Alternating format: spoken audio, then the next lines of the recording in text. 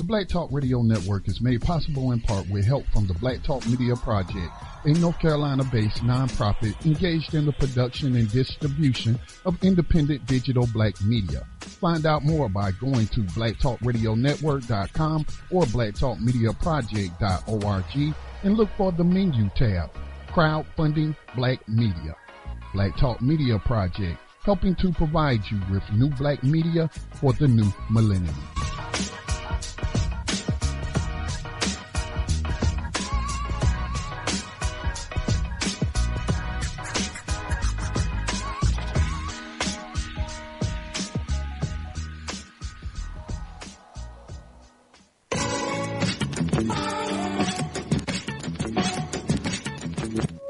And opinions expressed by callers, guests, and hosts do not necessarily reflect those of the Black Talk Radio Network and Black Talk Media Project. Black Talk Radio is new black media for the new millennium.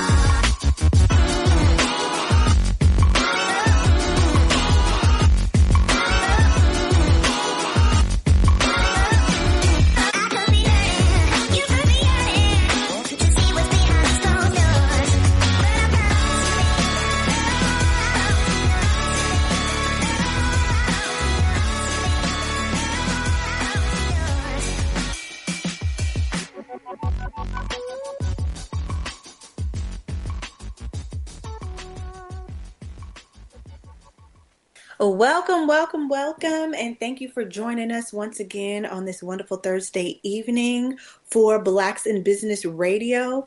I am your guest host this evening, Erica Foxy Mama Parker, with my sister friend, business partner, and co-host Onyx Burrell, who is the co-founder and co-creator of Amenta's Key, an artisan skincare brand.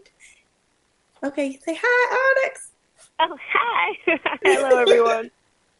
And so we'd like to give a big shout out to Brother Scotty of Black Talk Radio Network and also your regular scheduled hosts, Sister Cece and Brother Robert. And thank you all for allowing us this platform to connect with the people and hopefully offer some inspiration, motivation, and information. So tonight's show, we are going to talk about education and manifestation. So our scheduled guest this evening is going to be Dr. Oscar Underwood, who is a well-known speaker, educator, and generational leader, for young Black men. And he was named Educator of the Year for his strides in empowering males for greatness and given the Humanitarian Award. Dr. Underwood is on a mission regarding to Starbucks speak can be with answered people by of all visiting walks of life about overcoming obstacles www.starbucks.com. If for you know life the extension success. of the party you wish to And he reach, has a please book press 1. that he's If you going are to calling chat with about us an about experience, called Bumblebees Can Fly Too. So until he calls in, we are going to talk about, we're going to start the show off talking about manifestation. And a lot of times, people are familiar and some people may not be familiar, but with just, this idea that people have around all of us being creators of our life and just our dreams and the things that we want and how we attract those things and what people call the laws of attraction. And so I like giving real world examples of how this all comes together and how these things work. And so kind of putting Onyx on the spot a little bit with just the developments in your business. Because Amenta's Key is started with you and your husband. And it's a small business, small family-owned business. And you have a grand vision for the business. And so the time that we've known each other, and I've seen this growth. And so you all have had a development recently. So I would like for you to share that with the people and tie that into tonight's theme of education and manifestation. Cool. So what Erica, who's letting the cat out the bag, kind of early, but not too early because I've already given a little bit of breadcrumbs about this.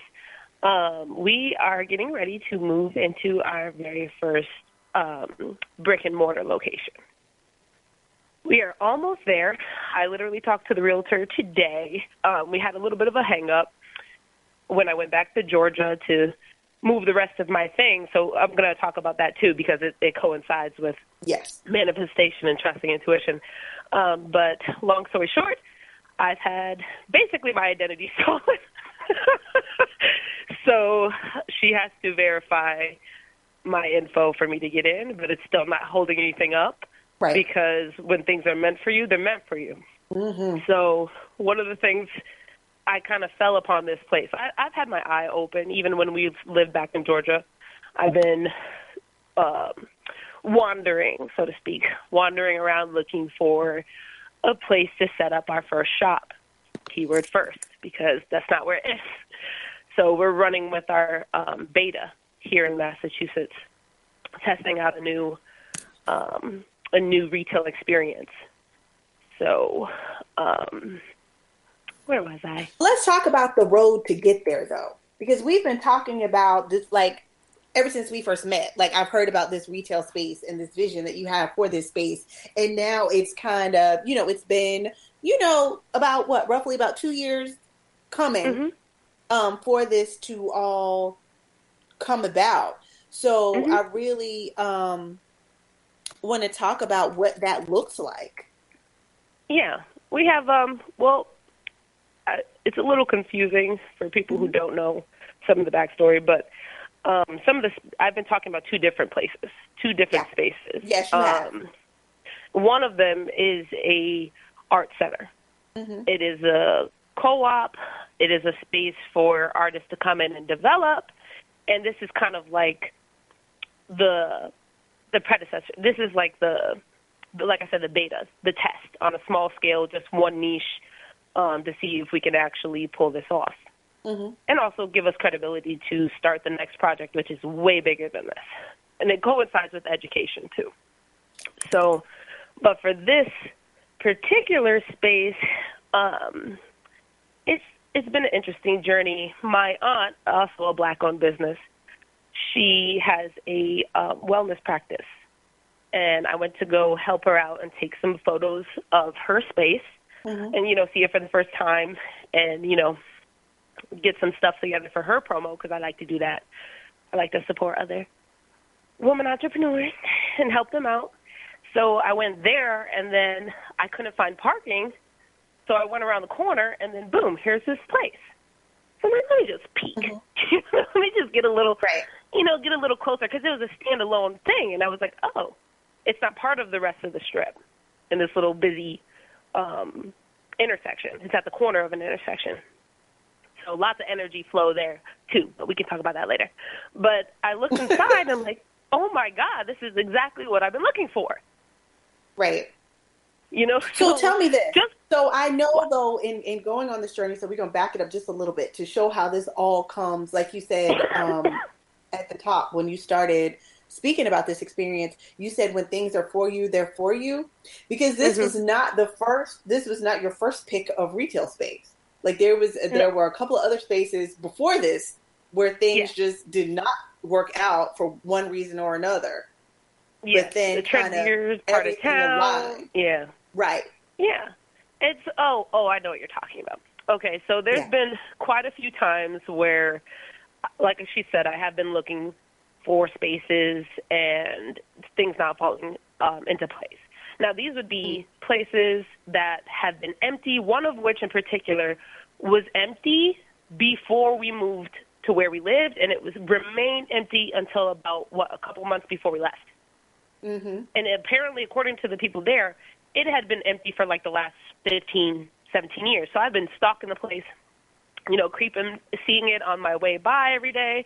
And I went online to find info about it. I printed it out, put it on the vision board. I printed out all the leasing info and put it into my business plan. Like, this is where I want to go. This particular space being like an abandoned Lowe's type of building. Right. Huge. And it was sitting on all these acres. And I couldn't find any information about it. But I kept my eye on it. And so, like, slowly but surely, little things would pop up. So I was able to find a price finally, and I was like, oh man, this is what I have to get. Like, it's a lot, but it's also like that's not what I was expecting. So I'm thinking like, oh, this is probably meant for me, you know? Right. And I was like, oh, this is great. It seems perfect, right? But when I called about the place, and this happened at multiple places, not just this one particular one, but when I called about the place that had been empty for a while, because I was specifically looking for empty warehouses, empty car dealerships, places like that. And in that particular area in Georgia, lots of development happening, right?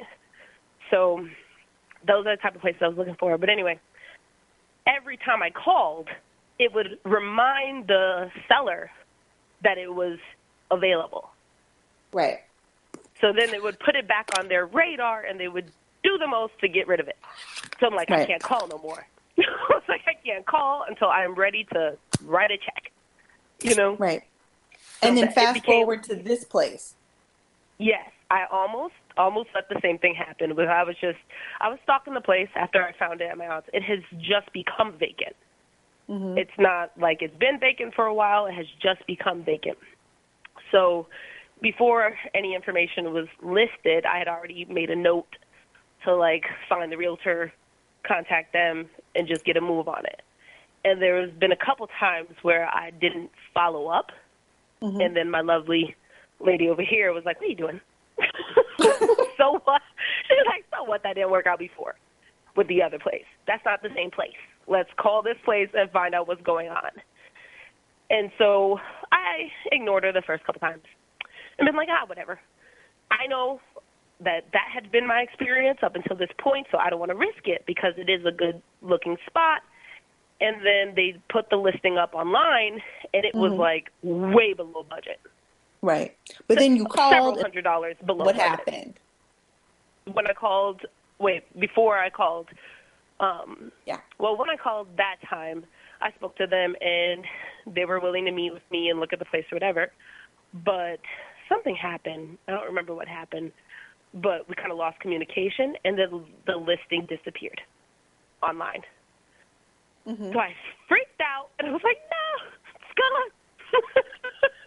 It's gone, just like the others. And my homegirl over here was like, just call and find out what's going on with it, because you don't know. Even if it's got taken off the market, you don't know if something's going to fall through. You need to let them know you're still interested. Mm-hmm. And so I called back and come to find out it's not taken off the market at all. They were wondering why they were getting no calls about it. So they took it down to go fix the listing and take more pictures. And come to find out, they didn't. When I actually scheduled the meeting to go take a look at it and go inside, it's way bigger than they even listed. Right. So there's a whole other floor, like there's an entire basement that's almost finished. So now I have additional workspace I wasn't thinking about.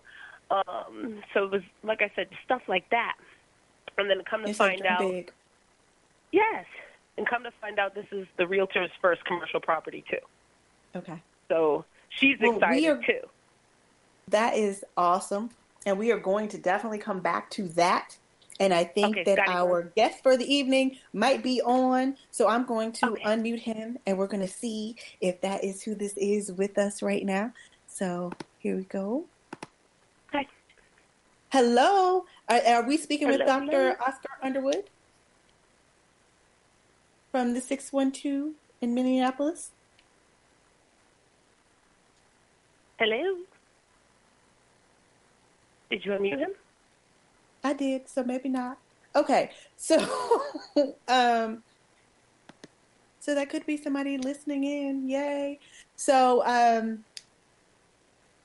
okay. So going back to your story with this space, so you have this whole vision, and you all that was also the catalyst for you all launching your Kickstarter campaign as well.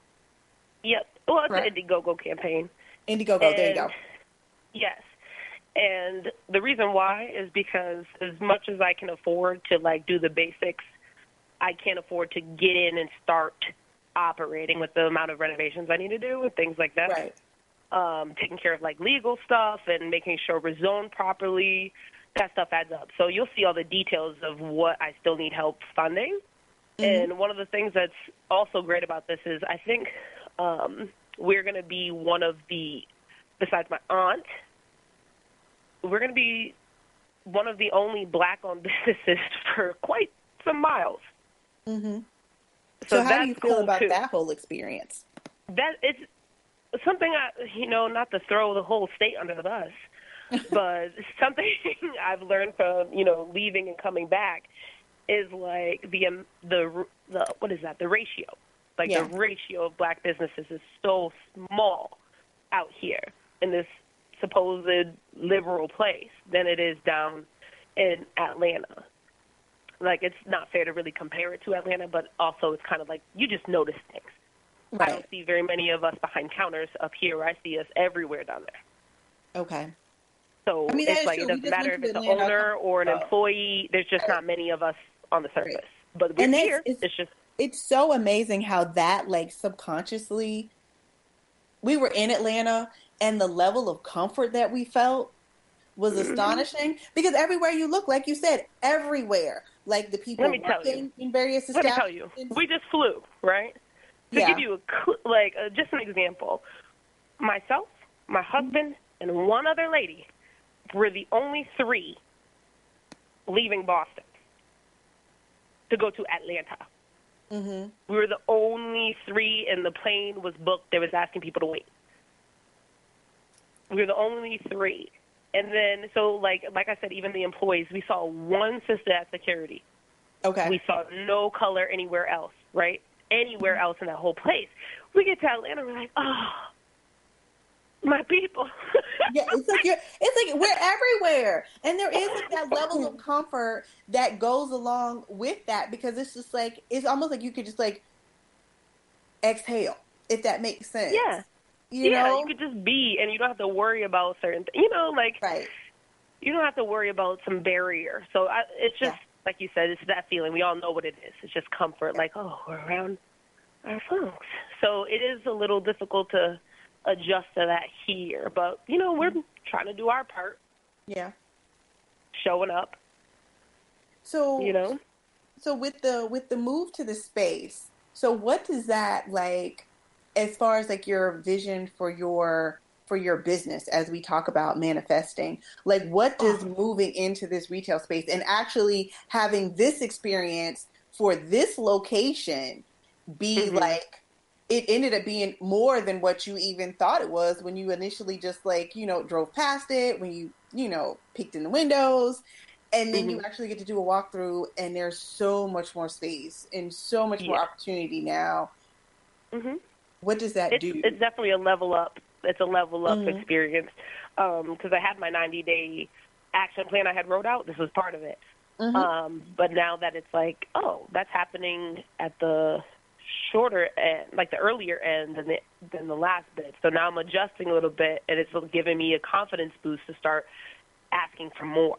You see what I'm saying? So it's like, okay, well, I wanted this so bad. It's finally within fingertips reach, it's finally there. So now it's like, well, what's next? Versus like getting comfortable and being like, okay, well, we got this, so, we're good. No, that wasn't the plan. The plan was to, expand. And so this is just like the Kickstarter for that. And so I'm like on cloud 9. I can't even speak clearly. I'm so hyped. So hyped. So why keep going? So why even keep going once your identity got stolen? So why not just like give up? Like, your identity gets stolen. You could have just been like, you know what? I'm going to use that. Not even necessarily use it as an excuse, but I'm going to let that derail this momentum with getting this retail space, because now my identity has been stolen, and I just need to focus on that. So, well, I thought it funny because the particular card they tried to take is I always keep that maxed out. Like, don't do as I say, not as I do. But that particular card, there's never anything on it. So it's like, you really, that's the card you want to take? Okay, fine. That's a joke. But then that's not even where it starts. That's not where it ends. It was that.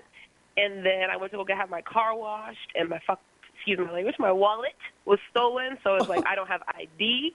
So I need to give this lady these IDs. And thankfully we worked it out. So I found, after moving all my stuff, I found my temporary ID, and they can take that. But it was like, yes, that could have stopped me and made me sit down in a corner and cry and be like, this isn't working. But it's like, no, I just got to shift my mentality into how do I still make this work. And the main thing has been keeping in communication and being like, this is what's going on, filling them in. And, I do have a partner, my husband, so they were able to take his information and use that too. So I had, plan B after C after D to be like, this isn't working. And I don't foresee any problems from here. We're at the last step of the journey. So she's filling out some paperwork tonight. So you don't see any problems as far as getting the retail space? Of getting in the door? Or other obstacles? Yeah, of getting in the door. Like just having the keys? No. Yeah, just having the keys. Okay. But then it's like from there, there's so much more that you need to do. It's once you have the keys, it's how do you get this place running functionally, running properly. And then how do you get the customers to come here, first of all, and then keep coming here? Now, we're very fortunate because around the corner is where the casino is being built out here. It's a brand new casino. So there's a lot of outsider traffic planning to come in. This particular space is probably where people are going to stay. So people are going to hang around this side of town too. So we're not far from there. We're pretty close to like the highway and all kinds of traffic flow. We're kind of like a center point, I would say. So it's like, so that is not going to work against me, but I think one of the things, I'm trying to think of like some challenges that I already had listed, was it's mostly that renovating it and getting it looking the way that to match my brand. Right. Because right now it was a nail salon, and then it was a pet grooming place. So like, oh wow. Yeah. So one of the things that was really appealing is that they already have like the sinks out front. So if people want to come and they want to try out their scrubs and stuff, there's a sink right there. So of course I'm going to make it pretty, make it match the brand or whatever. But so that's like the biggest challenge really for physical space, visuals, matching that up. But we already have events. Like I already mapped out like types of events we could have.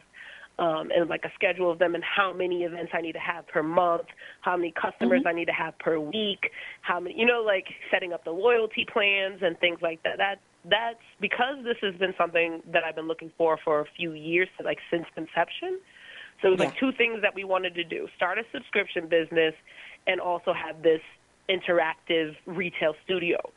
And so this has been part of the plan. So I don't want to make people feel like, oh, well, I started online and then I decided to shift, or, that this has always been a part of the plan. So all those details have already been mapped out. It was just find the space, be able to afford the space without really taking too much a risk, because I am a mom. I can't risk my living space. I can't risk my kids not being able to eat, stuff like that. So now it's like these stars are aligning. Right. And so it's like you said, it's about manifesting, putting the right intentions out there, and then trusting it when it does come through. And I've been saying it to people.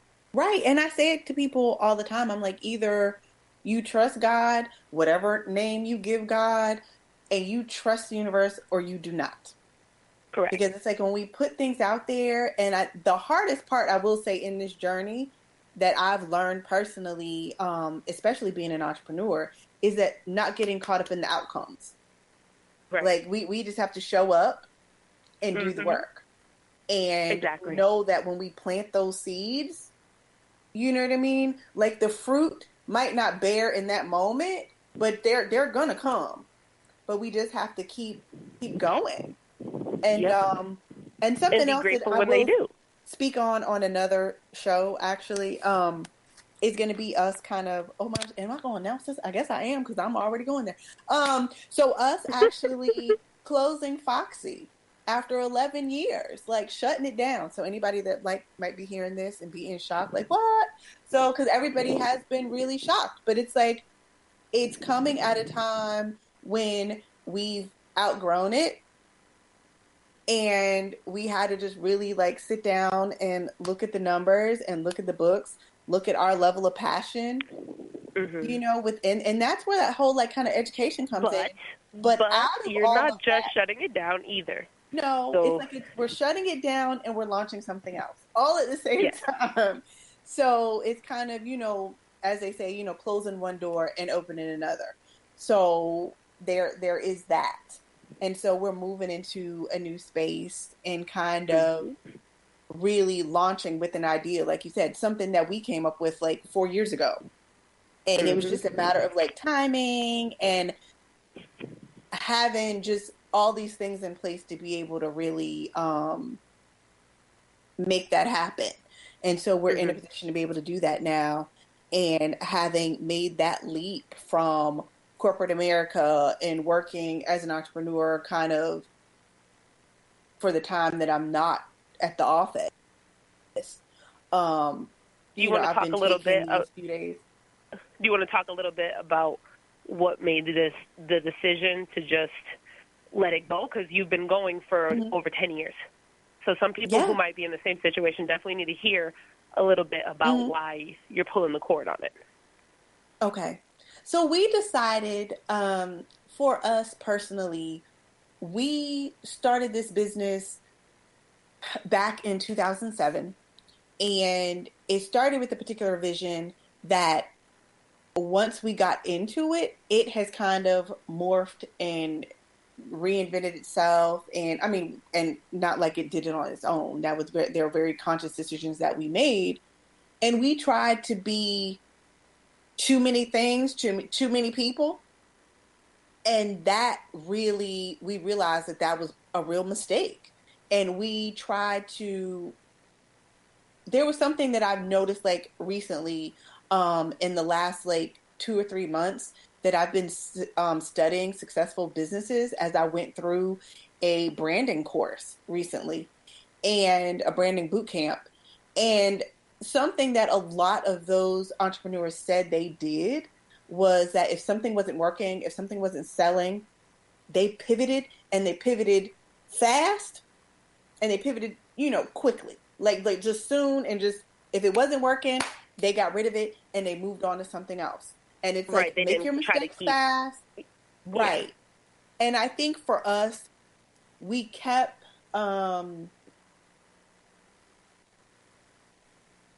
going with something that had really, we lost our way. Like our whole, why we started our business, what we started our business out doing. And it's kind of, if people had followed Foxy from its inception all the way to now, as we've grown and changed, so has the business. And it's almost like it tells the story of our lives for the last 11 years. And so, when we started, we did not have children. We were not a couple. And then it's like, we got married, we have these children now, and there was some other spiritual things going on in there during this whole 11 years. And all of that has been reflected in what Foxy went through, and then just the different people that were in our lives and around us at the time also influencing what Foxy was, and what Foxy is today. And then some of it was also us really holding fast to something that was important to us and still is important to us. And there are bits and pieces of it that are going to be reborn in this next venture that we're doing, but just in a different way. And we're taking it back to something that was just near and dear to my heart, really. And then also a level of sophistication in art and things that Jamal also, has a passion for.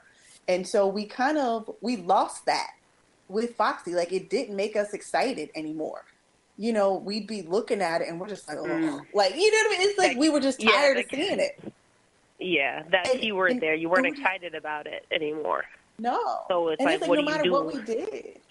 Right. And it's like we had those moments where we'd be excited, and then we're just like, oh, and it's just, it wasn't like before. It was very much, for a lot of years, it was a labor of love. It really was. Like, no matter what, it was a labor of love. But then it's like, also, when you sit down and you look at how much we've invested into it, when we sat down and we really had just a come to Jesus moment with the numbers, we're like, this really isn't sustainable any longer. And granted, we have a lot more business knowledge and a lot more savvy and a lot more acumen now. So, and we'll continue this after the break. So we're going to take a commercial break, pay some bills, and we will be right back. Make Black Talk Radio your choice for digital black radio. New black media for the new millennium.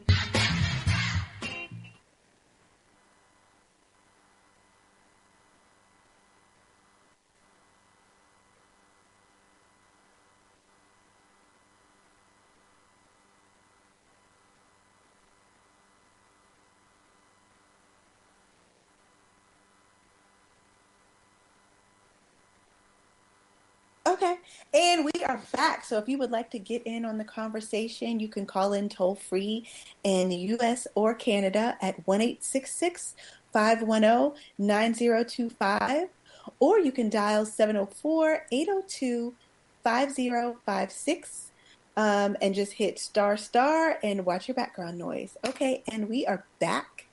So just continuing on with that, I mean, it's just, sometimes you just got to know when to cut our losses. And we were hoping, and because my husband and I both are like really like stubborn people too, and we consider ourselves to not be quitters, but at the same time, we felt like we've been so invested in this business, and so Foxy was our first baby, and so we held on to it, and we just did not want to let it go. And we felt like, you know what? No, because you always hear people say how people gave up and they quit right before their success happened or the miracle happened or whatever. So we've been holding on to it for that reason. And then we just realized that it's like, no, like, you know what? It had a good run. Yes, we still get like wonderful, positive feedback from the business. There will be certain aspects of the business that it's not going away completely, but just our focus and our time and our attention really is going to go into these other projects that we have in the pipeline that are launching later this year, and partnerships, that we have with different people and launching those ideas within, the next year or two. So it was hard getting to that point, and I definitely have shed some tears about it and gone through a mourning process, and really having those conversations, Jamal and I sitting here at night talking about it, and we both finally are there, and it was also a matter of getting us both there, because I've been there for quite some time. For at least, I will not even, let me not make it sound like it's been like years. I will say at least like the last year. And then also when my dad passed, that really like bubbled up a lot of stuff for me. And I was just like, I don't want to do this anymore. I think I really just reflection. Don't. A little bit of reflection. And also, I think at some point you realize you were holding on based off of a couple things, fear of failure. And, it's the same thing. People, you can't really separate business, the way that you process business decisions and happenings, like you would a relationship. And it's like, this was basically a relationship that wasn't working, Yeah. And it's like, what do you do? I mean, if we're being honest about it, I mean, I really was like sad about it, because like you said, it was that fear of failure. And we felt like if we decided to just like close up shop, that was almost like admitting defeat.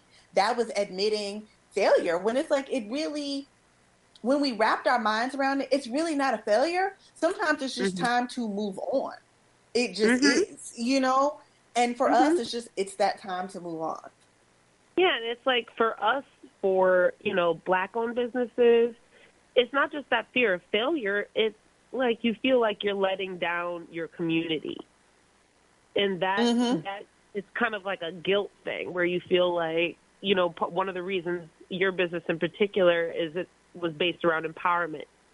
And so letting that go, it kind of felt like it kind of, it could get to the point where you may feel like you're letting down your audience, you're letting down the community. And that's hard because you can't base, like you said, that when you looked at the numbers, it wasn't holding up.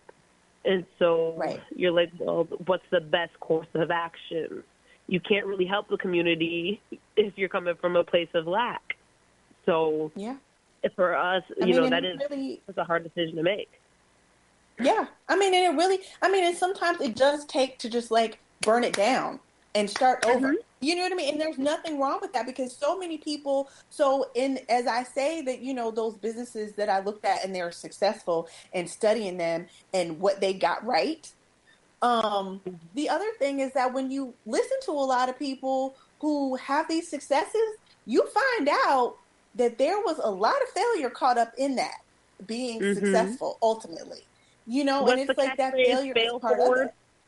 Yeah. Fail forward, yes. And so fail forward. We've decided to just really just embrace that wholeheartedly and really take all that creative energy and things that we have and all that love and all that passion and put it into this new project as we wind down with Foxy. And we haven't, this is actually the first time that I'm actually saying this in a public forum that, that is what we're looking at doing. And June 1st, it's just kind of like let the chips fall where they may, but we are, like I said, it'll still be right. The shop will still be on Etsy.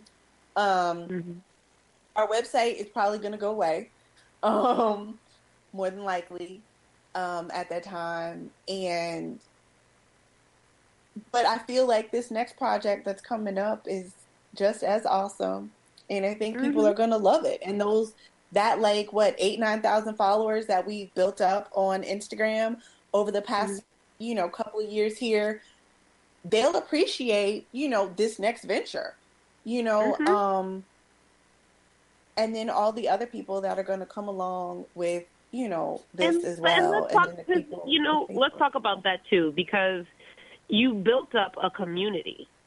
You built a brand. You built a community.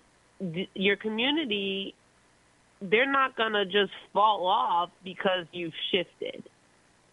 Right. So that's not really an issue for, some people, they sit up there and they think, like I said, if they feel like they owe something back, they might hold on longer than need be. And just as much as you need to know when to leap, you need to know when to step back too. To give you a little bit of an anecdote, when I was a kid, when I was in high school, I was at a party in the woods near a cliff, and there was like a swimming hole. And it's part of the reason why I'm afraid of heights. This just does not sound good. Well, listen. So some people, I'm not the type of person to stick my toe in the water before jumping in. I'm the type of person to just jump in, right? I feel like that's a lot of the reason why I have been able to make gains, because I will jump. But this particular night, for whatever reason, something told me not to. But I had already started the run jump. There was like a swing, like a rope swing, and most people were taking the rope swing. And I'm like, nah, I don't need that. I'm going to run and jump. But at the last second, I hesitated, and I pulled back. Like, I almost face planted. But, and it's one of those situations where it's like, who knows what would have happened if I jumped. That's not always the right thing to do. So if you're trying to hold on to something that has been, you kind of know in the back of your mind, this is not a good idea. And if you do jump and you fall hard, it's kind of like you don't want that to keep you from continuing, if that makes sense. Yeah. That's what you just reminded me. No, it's like you get back up and you jump again. You know what I mean? It's Right. like you just keep going because because the thing about it, I think we often feel like if this one thing doesn't work, that makes us a Mhm. failure and that makes us a quitter, when the reality is that no, you're Mhm. not a failure and you're not a quitter until like you stop trying. Like that's Exactly. the moment. Like that's the true moment of failure. And so Yep. for us, it's like, we feel like it's like we don't even look at it as being even a failure really. It's just like Right. It's we had about a a good run realignment. and it's That's just what I was gonna fine. say. It's about like Yeah. It's if you're in the middle, if you're pivoting. in the process of falling and you Mm-hmm. haven't fallen yet, but you're in the Mm-hmm. process and it's like it's gonna be a bad landing, step Yeah. back. And so that's part of what you Yeah. guys are doing is realigning. Pivot. Getting your stride right before you take the leap Right. again. Yeah. So, And I mean, there's and I nothing took wrong. the biggest leap of all, which is going to be another show because Sister Cece and I talked about that. So we're actually going to talk about me leaving corporate America, Mhm. um, and that whole experience. I mean, you already know the story, but that's going to Mhm. be on a later show. Yeah. And we're going to talk about that. Yeah, cuz we Um, need time. but We need time for that one. yeah, yeah.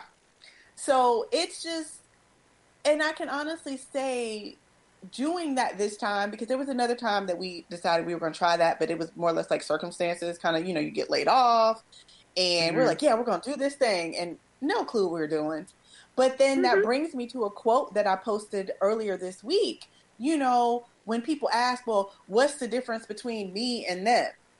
And it's like, Mhm. well, while you're worried about or you're trying to figure out how they did it, they're busy Mhm. doing it. Even if they're doing it Yep. wrong, they're Yep. doing it. And that's the They're difference failing that I think a forward. lot of people, when we sit up here and we look at people, we're like, oh my gosh, like how is this person like just blowing up, and we see everything just wrong. It's just like a train wreck, and you're just like, but they are killing it right now. You know what I mean? Mhm. And that's the difference, is that people just go out there and they are fearless. And it's like Right. they don't have to have all the answers. Whereas those of us Mhm. who are like nerdy perfectionists feel like everything has to be just so. And then we Yeah. see other people that are like got like half of it and they're Mhm. running and Right. they're making it happen and they're picking up those pieces along the way. And it's like, Mhm. so if we can take a little bit from both of those worlds Mhm. and merge them, Get a it's little bit of like a have a balance. Yep. plan. Yeah, it's Yep. like, have a plan, go And out plan to here, adjust that work your plan. plan. Yes. And don't be so rigid with it. It's like be water. Go with the flow Mhm. and make the adjustments as you need to for your business. And it's like everything doesn't have to be perfect. And I know I reiterate that every third Thursday. I come on, I say it at least once. Like it doesn't Mhm. have to be perfect. And you don't have to have everything. And the most important thing to do is just start. Yes. And that's Start. part of one of the things, we're talking about manifesting. Mm-hmm. That's one of the things that I shifted because I'm a super planner. Like I told y'all, the place has been mapped out. Mm-hmm. All the nitty gritty has been mapped out for this retail space. But what's the difference here? The difference is actually taking actionable steps. So that's why I said I set Right. up like a 90-day checklist of things, small things that I could do to get towards that Yeah. goal, and just be like, what can I do? Not what do I need, what do I do?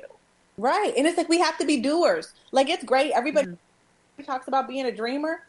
Dreamers are Mm-hmm. wonderful, but you Mm-hmm. also have to be a doer. Yep. Yep. Yep. And You that is have the to difference. implement. You have to execute and not just do things that are like busy work either. Because a lot of people, and we see them, and people are like, oh, I'm so busy building my business. And it's like, well, what are you doing though, really? Like if you're sitting on Right. Facebook for 10 hours, how are you Right. building your business, but you on social media?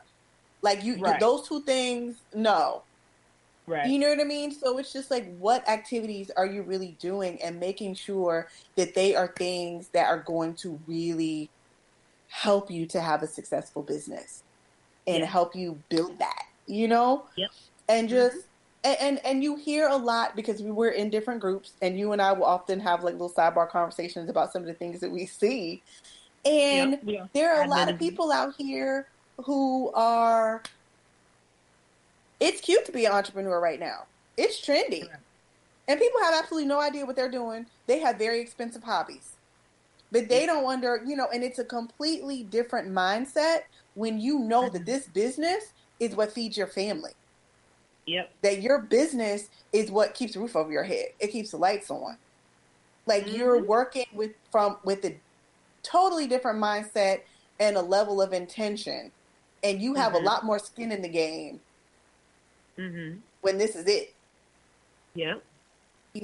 For a lot of people. And and making that leap, and it has been, because I literally have been sleeping till like 2:00 almost every day. You know what I mean? This week. Because you've been home. Because I was like, oh my God, I've been exhausted. But you know what? The other thing is, I didn't realize how tired I actually was physically. Yeah. And so I'm a big advocate of get more sleep. Yeah. But then I also, so let me preface that. So I might sleep till 2, but it's also because I've been staying up till 5 a.m. Exactly. So it's like that night owl has like really just like reared her head and she is out. Like I'm up. Everybody else in the house is asleep and I'm up, reading, planning, researching, unpacking, getting the workshop put together, just all of that. So it's just, it's a ride and I'm here for it. And yeah. So although, like I said, we're going to see some big things. I already had the inside suit, so you do. See, yeah. So it's like no, until some other things are kind of like some other I's are dotted and T's are crossed in the background. Those things will be coming, like possibly like late May, end of June, because we may actually do a little teaser at Trina Day in Miami. So we'll see. Yes, we will. Oh, I don't know if I told you about that either. But yeah, so we may have a little something for y'all at Trina Day. And if you did not know what Trina Day, so the city of Miami, Florida, has given Trina, yes, Trina, the rapper Trina, her own day in Miami. It is an official holiday in May. Yes, so it's like shut the city down for Trina. Nice. So yeah, so that should be pretty big and pretty fun. So I don't know. I'm just here for whatever the future holds, because so many things have been coming, and the universe was like, "Are you sure you're ready for this?" Okay, because we got this opportunity, that's going on, this is and I'm like, okay, I'm here for whatever. It's like the year of yes. Yes, and one of the things that basically I think also helped for me anyway was to start saying yes to a lot of things. With whatever opportunity is available, that is like it's not going to hurt you to apply for. Like we applied for the FedEx Small Business Grant, didn't get it, but we applied. It was something that was available, and I'll tell you why we didn't get it, because we didn't fill out the entire application. Oopsie. So yes. Just one little thing, and it's like sometimes it is important. It is important to just do it. Yeah. But also it's like that one crucial thing, which is the video. But we're still able to capitalize on it. So people got a little bit more of our story because of that platform. And so a lot of times people don't apply for those things because they think no one's going to vote for them or they're not going to win. But it's like, but that doesn't matter. It's like still show up. A platform. Just show up and not get hung up in that brings it back to the point that I made earlier. We have to stop getting caught up in the outcomes. It's like just show up, because you just never know who you're going to meet along the way. You never know what kind of connections you're going to make. You never know like who you're going to inspire. Yeah. And it's just like, just continue to show up and just be out here. And I literally, it has been, yes. So to go back to what you were saying, I can say yes to certain opportunities now. I can say yes to more things because I'm no longer kind of shackled to a 9 to 5. Even though I will say this, I don't want people who have their own businesses to feel like if you got to go back and get a job at some point, that's a failure, because it's not. Because we all like living indoors.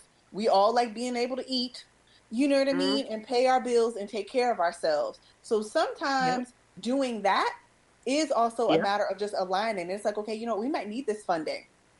I did it. For I a second. closed down for what, almost a year, like 9 months. And look Dealing at with what's trauma. happened. Yep. Yeah. And when I came back, so much stronger. Because also, I'm not gonna lie. Yes, it helped financially put us in a position to take advantage of this. But really, it was just like, let me remind myself real quick what I ain't gonna do. What I'm not gonna be. Just getting back into that clocking in for someone else, and sometimes that helps. It really does. It helped me. Yeah. It really helped me.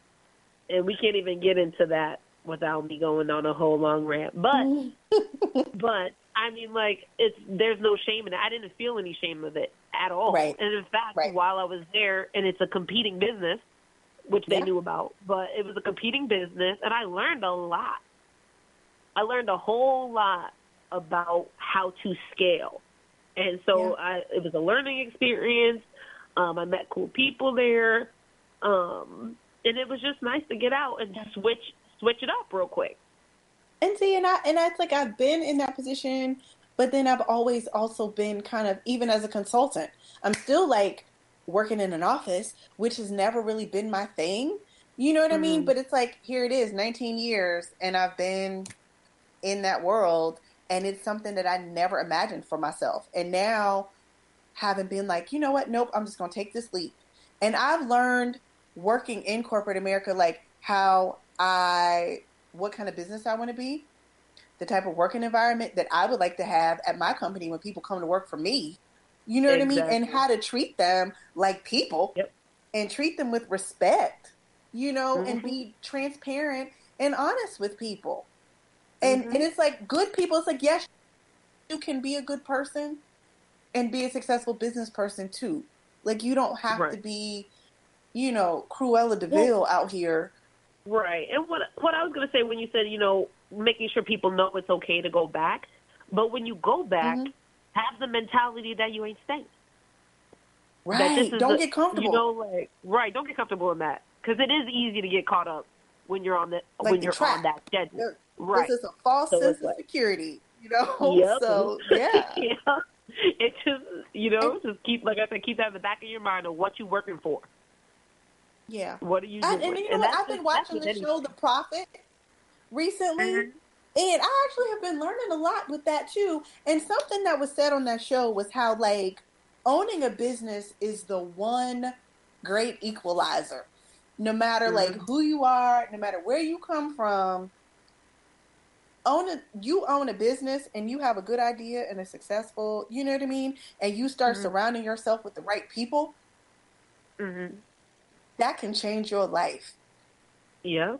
And I'm here for it. And a lot of us get so scared because it's like, a lot of stuff, like the person who you are, and because you and I are both big on like these phoenixes and lotuses and all that, like the person that you are sometimes has to die in order for you to be the person that you were born and meant to be. Like, it's just, it just has to just burn. Like, you have to do it. You have to go through the fire. We are in the season of burning. We are scorching it down. All of it. That's why when you said, like, why aren't you worried? Like, why weren't you concerned about your identity and stuff like that? And I was like, because all that had to die, boo. All that had to go. That whole trip was, this has to go. And then we got a family into our house that was sitting there. A lot of energy I stirred up on the way there and back. And so it's basically the season of clearing that out and preparing for the new. Right. Clearing it out. And it's so funny because you said that. You felt like that. And then remember, like last week when I was like, you know what? Yes, I'm really pulling the trigger on this and I'm really quitting. You know, like I'm really putting in my resignation and I'm walking away from this place. After me having been there for 3 years. That's the longest I've ever worked anywhere, ever in my adult life, and outside of Foxy, you know what I mean? Like, Foxy is something that, like, I stuck with for 11 years, which was huge for me. And that's another reason I just didn't want to let go of it. But and I felt like, in that moment, and I said to you, like, I feel like I should feel differently. Like, I should be terrified right now, but I'm not. Do you And know what what I did I mean? And tell it's just you? like, no, a What did I process. tell you? It's just like, Yes, it's a process. It's almost grieving is the wrong word. It's just a process. It's just yeah. letting it go and shifting into what you're getting ready to do. And that's why, I had told you this. I'll tell anybody who is leaving a situation, doesn't matter what it is. If you're quitting a job or you're shifting your business, you need space in between. Like you need it. Leaving a relationship, whatever. You need space to let it You need a air moment. out. Yes. Breathe. Take a moment, Yeah. take a knee, breathe, and then get your mind right and get back into what you're trying to do. Because it's like I literally have done that this those week. experiences. Right. It's like we hold on to things. We hold on to experiences. Just like, speaking from my own personal stuff. Like you said, you're bringing those failed situations with the retail space into this new opportunity. How do you expect to be able to grow and to be able to take advantage of this opportunity if you already believe that it's going to fail? It's not going to work. Yeah. Exactly. It's like, set those bags down. It's like Erykah Badu was on to something. It's like, don't be a bag lady. Set all that baggage down. Like, let it go. Like, seriously, because we all carry all of this past stuff. And it's like, okay, whatever happened in the past is not happening right now in this moment. Correct. So it's like, let those past failures go. Let those past mistakes. It's like, but keep those in the forefront of your mind too. It's like you let it go, but then it's like, let's stop repeating those. Let's learn from it and move forward. And just run as fast as you can. Like go. Especially if you are training yourself into manifesting. Yes. And so it's like you want to it's like it's going to work either way. It's going to work in the negative or it's going to work in the positive. Let's keep it to the positive. And it's like, really, I don't know what it is about writing things down. Write it down and watch what happens. You know what I mean? You're making it real. It's your thoughts. When you're writing things down, you're exercising your thoughts. And your thoughts is what creates this reality. That's what it is. So it's like that's the essential of the law of attraction. You have the thought. So when you put that to paper, it's real. It becomes real. And then act on it. And it's like also just act on it. Like you said, taking those steps each day. It's like, what can I do every day? What's another brick for me building this empire? What is a good example? A good example. What is that guy's name? There was a young brother. I want to say he's 25. Or he was 25 at the time. He was on the Steve Harvey show. And they were asking him, like, how he got so much success in so little time because he started, like, a T-shirt company or something and made, like, $1 million his Girl, first don't hurt year. my feelings. But listen, I know these kids, they out here and they doing way better. And I can't even talk because it's not like I'm that much older than him. So, like, one of the things he said that I actually did, too. And a lot of the things on the list are checked off. But he said he made a master list of his desires. He wrote down, I think, 500 things. And he said he was on, like, the second page at that point. He was like, I wrote it down. And it's about just putting it out there, like, this is what I want, knowing what you want. This is what I want, and this is what I'm going to do. Okay. And so it's a powerful tool, and that's why I think in the past show we talked about planning and stuff, and I told y'all I don't do the phone and email. I can't do that when it comes to my calendar and my to-do list. It's never worked for me. I'm sure if I truly wanted to make it work, it could work, but I do best with my planners, with my physical planner in my hand. It's like if I didn't write it down with so much going on, it doesn't exist. Or it's not important, So when I say, writing these things down has helped. Like I printed out this graph and it was like mapped out my 90 days, which I'm only day 30 or 32 into, I think. I need to look back at it. But writing those things down has been like, this is real. This is what's going to do. And if you're in a partnership, which I'm sure you can relate to. So if you're in a partnership or whether your spouse is in your business or not, having a visual like some sort of whiteboard or graph or something where you're writing things out that need to be done so that both of y'all are aware of what's going on. It helps tremendously so that there's no confusion and y'all can just move seamlessly. Like, this needs to be done. Doesn't matter who did it. Let's get it done. It's there. It's real. Versus you told someone something. It's like they forgot about it. Right. But it's like you come home, you know, for the families. Let me mute this real quick. Hold on. Sorry. Well, we're actually going to we're going to end the show on that note. And so thank you all for spending an hour of your Thursday evening with us, because there are so many other things you could probably be doing. But you hung out with us here on Blacks in Business Radio on the Black Talk Radio Network. And we will see you all next Thursday, 5 p.m. Pacific, 7 p.m. Central, and 8 p.m. Eastern. So join us next week with Sister Cece and Brother Robert. Good night, y'all. Have a great evening.